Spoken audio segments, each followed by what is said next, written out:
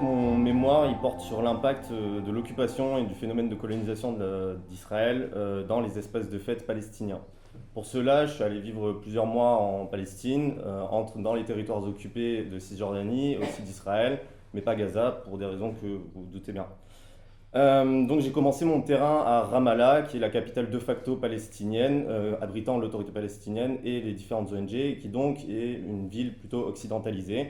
Et donc il y a un espace de la fête techno là-bas. Or, la situation de conflit armé en Cisjordanie et les différents raids israéliens provoquent ce que l'on appelle un culte des martyrs, dans le sens où quotidiennement des morts liés à l'entrave médicale ou liés aux raids israéliens armés, mais aussi les prisonniers et les blessés, forment les martyrs et donc forment un quotidien de deuil en fait qui ne permettent pas en fait aux jeunes palestiniens de faire la fête comme il se doit.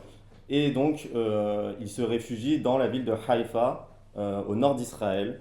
Pourquoi donc une ville au nord d'Israël? C'est que il y a plus de 2 millions de personnes palestiniennes qui vivent en Israël actuellement. Et en fait, la ville de Haïfa connaît, selon Nadim Kalkabi, qui est professeur à l'université là-bas, connaît un phénomène d'arabisation lié au flux massif en fait, des populations arabes dans cette ville et à l'opposé du flux massif des populations juives israéliennes de Haïfa vers les villes de Tel Aviv et de Jérusalem. En fait, c'est fui par la jeunesse juive israélienne, mais c'est conquis par la jeunesse arabe de Palestine. Or, un autre problème lié à l'occupation, c'est que en fait, cette jeunesse palestinienne qui vit à Haïfa est sous l'identité arabe israélienne.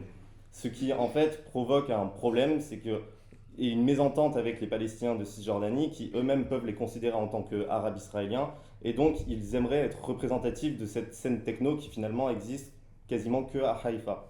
Et donc on peut voir que à travers cette scission au sein de la scène techno et donc des espaces de fête, il y a une rupture liée aux différences de vécu entre une population qui connaît l'apartheid, donc la population palestinienne du côté d'Israël, et une population qui connaît directement le phénomène de colonisation et d'occupation de l'armée israélienne du côté cisjordanien.